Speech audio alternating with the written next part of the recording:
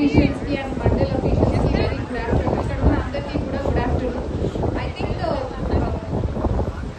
మన AD survey గారు చెప్పిన దాంతో మీకు కొద్దిగా అర్థమై ఉంటుంది మనకి అసలు భూ సర్వే అంటే ఏంటి అండ్ ఎందుకు ఈ సర్వే చేసుకుంటున్నాం. మనకు వచ్చి మీకు చాలా సార్లు కంప్లైంట్ తీసుకొని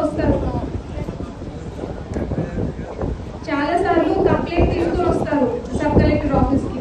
సర్వే పెట్టి 6 నెలలు అయింది, ఎవరు రావట్లేదు, సర్వే చేయట్లేదు అని.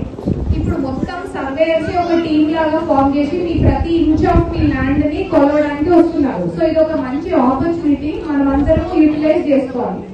ఇంకా కొన్నిసార్లు ఏమవుతుంది, మనకి కబ్జాలో ఉదాహరణకి 45 సర్వే నెంబర్ లో మనకి కబ్జా ఉంటుంది, మనకి రికార్డ్ ఏమో 46 46లో ఉంటుంది.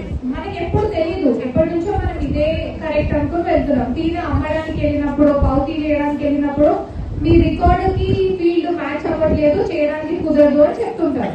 సో మరి అట్లాంటి సమస్యలకి ఎవరు సొల్యూషన్ ఇవ్వాలి? ఇప్పుడు ఈ రీసర్వే జరిగేది మనకు అలాంటి చాలా భూ సమస్యలకి, వివాదాలకి ఒక సొల్యూషన్ దొరుకుతుంది, ఒక పరిష్కారం దొరుకుతుంది.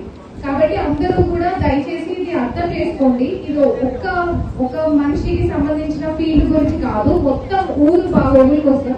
ఇంతకుముందు మనకి సర్వే జరిగింది 100 ఏళ్ల క్రితం సర్వే చేసి ఒక మ్యాప్ ఇస్తే ఆ మ్యాప్ బేసిస్ మీద మనం ఇప్పటిదాకా కూడా భూ సమస్యలను తీర్చుకోవడానికి వాడుకుంటున్నాం.